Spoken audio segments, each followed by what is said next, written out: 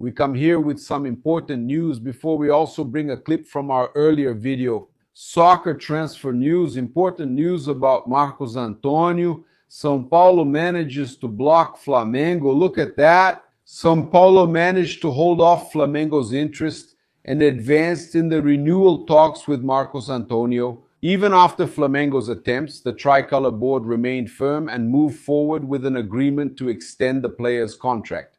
The proposal under discussion includes not only an extension of the contract period, but also a salary increase, recognizing the player's importance to the squad. The expectation is that the negotiations will be concluded soon, reinforcing Marcos Antonio's stay with the São Paulo team. And Felipe Luiz at the press conference yesterday said that Flamengo is not looking for a defensive midfielder at the moment. Even with Alan's departure, Flamengo is not looking for a defensive midfielder. At this moment, Flamengo secured that verbal priority with São Paulo for a future offer that might come in for Marcos Antonio. But at this moment, Felipe made it clear that he doesn't want to sign a defensive midfielder. Flamengo is concerned about renewing Everton Araujo's contract and also about De La Cruz's situation, who is recovering and everything else. There's Saul, there's Jorginho. Saul is recovering from surgery and Jorginho is injured. Flamengo understands that they have many midfielders available and still have Lucas Paquetá coming in. So Felipe at that moment was commenting on this whole situation with Lucas Paquetá. He ends up ruling out the signing of Marcos Antonio at this moment, saying that Flamengo right now won't need to sign a midfielder.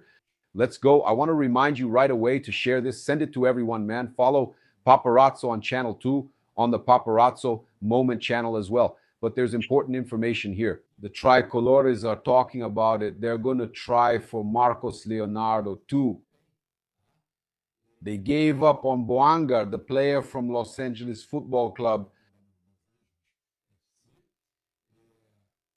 because they don't want to wait for Los Angeles to sign a player. Because the Major League Soccer transfer window closes later on March 23rd, they don't want to wait since the Brazilian window closes on March 3rd. So Fluminense is considering the possible signing of Marcos Leonardo, and Flamengo could end up losing the forward Marcos Leonardo. Flamengo fans obviously are going to be upset because they really want the signing of Marcos Leonardo.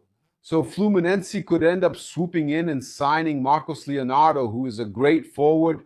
Fluminense wants a striker, just like Flamengo is also looking for one, but Marcos Leonardo doesn't fit the profile that Flamengo wanted. The information we have is that Felipe would even accept it. He has no restrictions. But as for Flamengo, the board was upset when he chose São Paulo last year. He would need to clearly tell Flamengo he wants to play for them. Since all of this is happening, and there's even the possibility, which we're also bringing up here, of a contract termination there, and he could end up coming to Brazilian football for free, Fluminense is also considering it. Remember that he earns $1.5 million, $16 million a year, $1.5 million per month, $1,400,000 per month. And the club that signs him on loan will have to pay a monetized loan, pay half of the salary, which is about $3.5 million. Even Andre Sentimento Tricolor was talking. He was just talking to me a moment ago. I was on the live with him and he was saying that he thinks it's very difficult for Fluminense to pay that kind of salary to the player. But there's also the issue of the option or obligation to buy. We don't know if Al Hilal will want to require a purchase to put an obligation to buy with Brazilian football. We'll share more about Marcos Leonardo's situation in the video, but that's all for now. Fluminense might be, so to speak, getting in the way of the deal and signing him, frustrating the plans of Flamengo fans who are campaigning and really want the signing of Marcos Leonardo. It's an important situation for us to discuss, and I also think Flamengo could consider, even if it's for the next transfer window, signing this guy that Fluminense ended up not signing. Flamengo, a fantastic guy who Fluminense apparently gave up on, and Flamengo could also consider.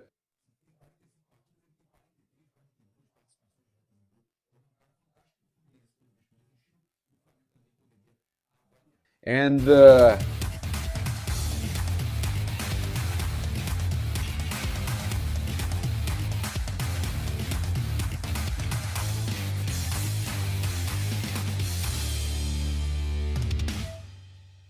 Now, I want to remind you once again that you can get your official Flamengo product on YouTube Shopping right here in the shopping section, and you help Mengao with official patches, customization, the jerseys. Look, there's everything. You can find all the patches and shirts.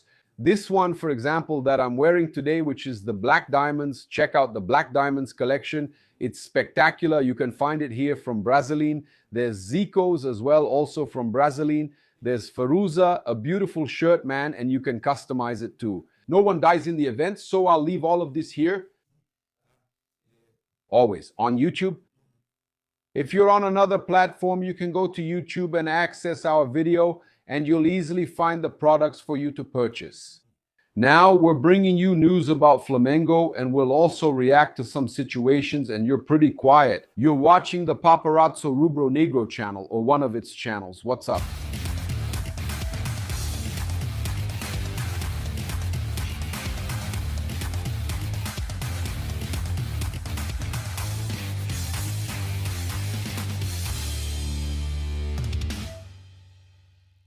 I'll bring you BAP's statement and get right to the point.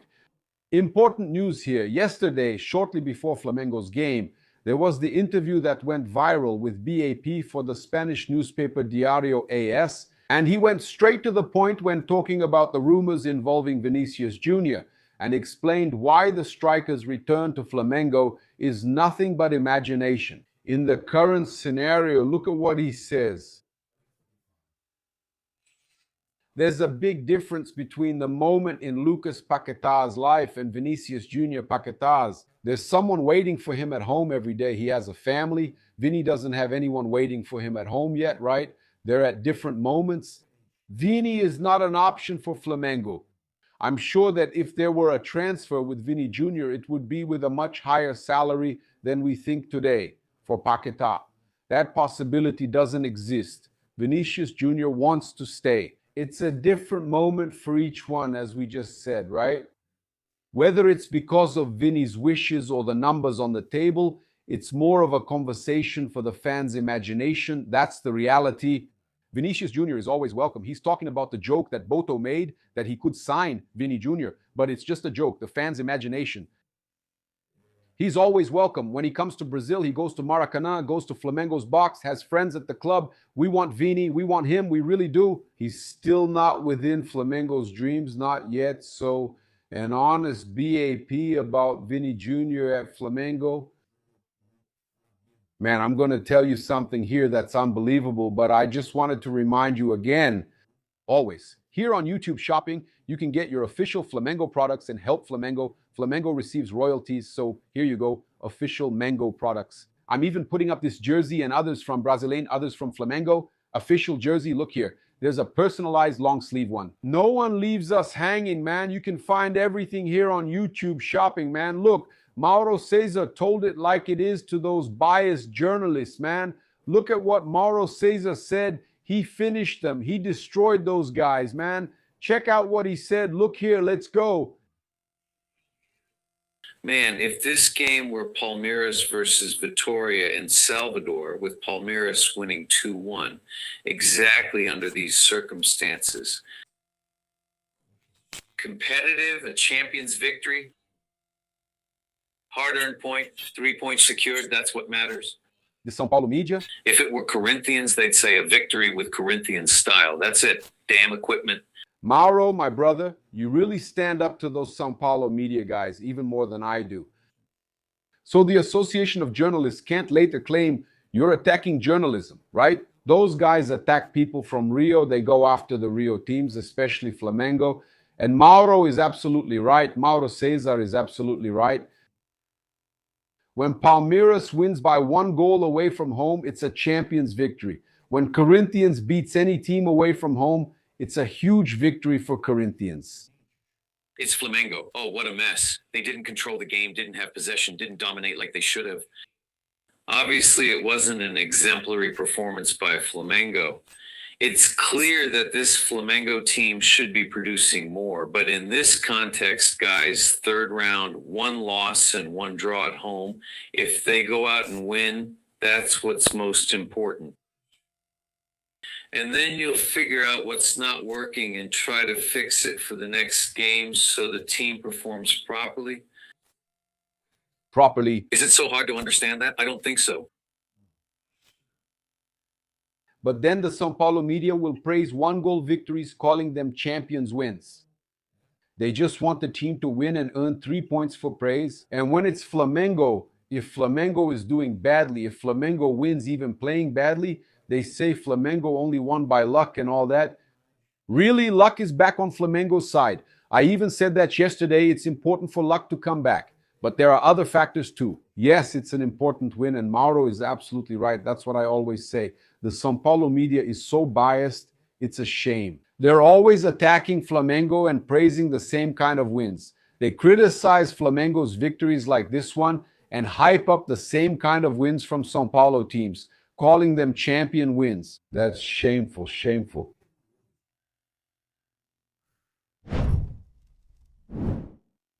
We had Eric Polgar saying that there will be matches that are going to be tough like this. We're not always going to play beautifully. We have to know how to play like this too.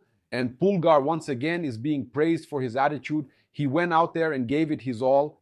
Flamengo television recorded it. Right, did we?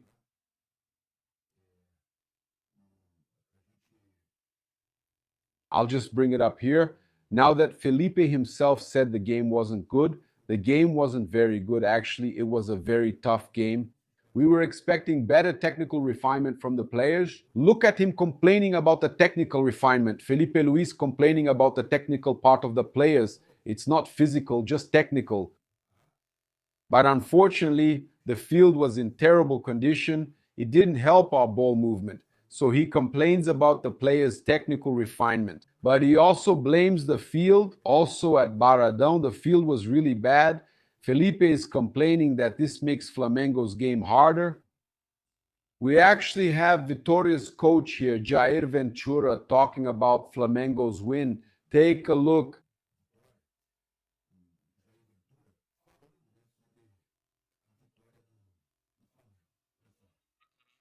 They played better and lost, but they played better. I'm not going to come here and say Flamengo was better, right? Like Flamengo was a million times better than us. Like I said, it was totally different. Now, when I play better and lose, if I can't say it, I'm still going to say it because I'm comfortable saying it. I think that. Look, just again, the team played better and lost, but played better. I'm also not going to come here and say that Flamengo was better. The award played better, flavor victory. It's the award for flavor victory. There's chocolate flavor now. Now there's victory flavor too. Like Palmeiras, they were a million times better than us. Like I said, it was totally different too. Now, when I play better and lose, if I can't speak, I'll speak because I'm comfortable speaking. I think everyone saw the game that if there had to be a winner, football isn't fair. Okay, that's fine. But if there had to be a winner, the winner would be Vitória because it was that kind of game. Victory flavor, that's it. So it's the taste of victory. If there had to be a winner, it would have to be Vitória. So now we're going to have this victory flavor. Invented by Jair Ventura. Honestly, Vitória played well. Well, I won't say they played well, but Flamengo couldn't play and Felipe blamed the field. We've already talked about the issue of Textor, this whole issue of club debts, the Sociedade Anônima do Futebol issue. We've already talked about Marcos Leonardo. We've also brought some behind-the-scenes details from the game, from Flamengo's current situation. Let's follow then the mixed zone of Flamengo 2, Vitória 1 at Barradão. At this moment then, Rossi will speak to the journalists. Let's go. Let's go, Rossi. Another game that's going to be very important for Flamengo. You've made 10 penalty saves, there have been 26 penalty kicks, and you have a success rate of over 65%. I'd like you to talk a little about this skill of yours, and obviously when a player shows this kind of skill, he becomes decisive, he draws attention in the market. You've already played in Saudi Arabia, in Argentina. Have you received any offers? Because the champion of America got a lot of attention, including in the Libertadores. For you, what does it mean to be at Flamengo, and was there any offer as well? No. First of all, I'm very happy today for having helped the team when they needed me most, which was at the moment of the penalty, for having saved the penalty as well to secure the advantage we had so that later we could get the 3 points. First of all, I'm very happy. That's why I'm back there to help the team whenever they need me.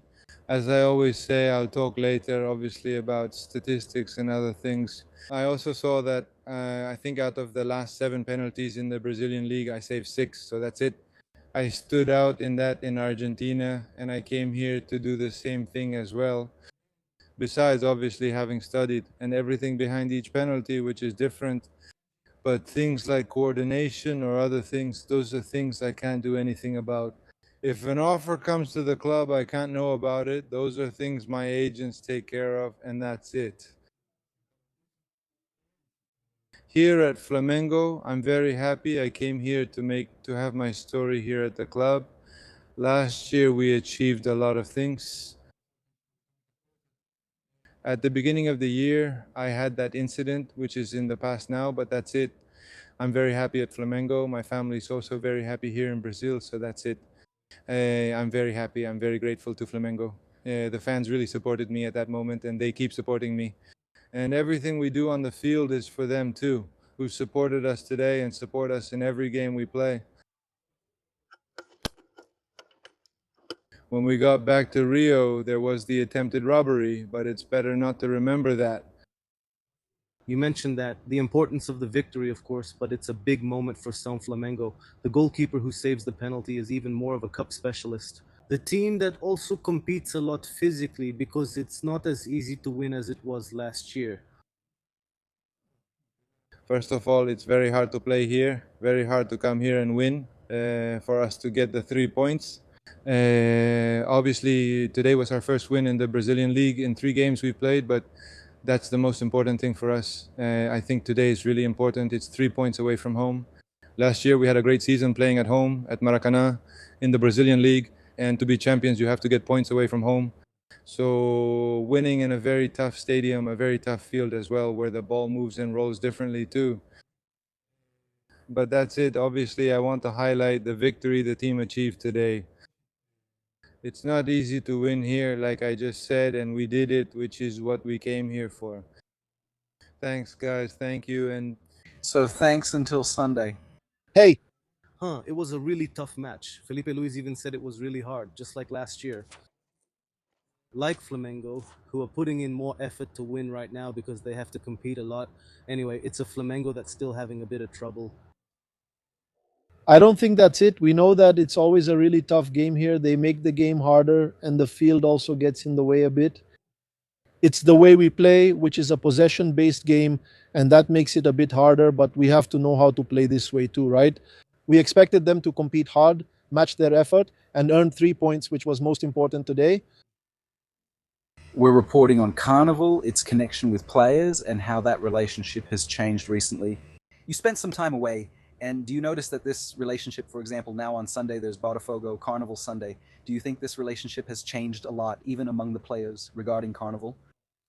Man, I can't say much because I was never really into going. Even when I was in Brazil, I never really went to Carnival and stuff. But I don't know. I believe it must have changed a little, right? Back in the day, there were a lot of stories about Carnival and stuff, so I don't know. I can't say much because I was never really into going and I didn't really follow Carnival much. Felipe said at the press conference that there's a difference when Paquetá plays there on the right side. I wanted to ask you as a fullback, how do you see it when you play with Carrascal and with Paquetá there? What's the difference between the two? I believe that both of them, to me, have a very similar characteristic, which is they really like the ball, they like the supporting play, they like 1-2s, and for me, that's very important. But Paquetá is also a very strong player, right? He looks for contact. He always manages to turn. Like Carrascal moves a little further away from the player to get the ball with a bit more time. So for me, when I play with both of them, there's a good flow because I can play 1-2s. They like the supporting play and we understand each other very well. thanks, Alfoy.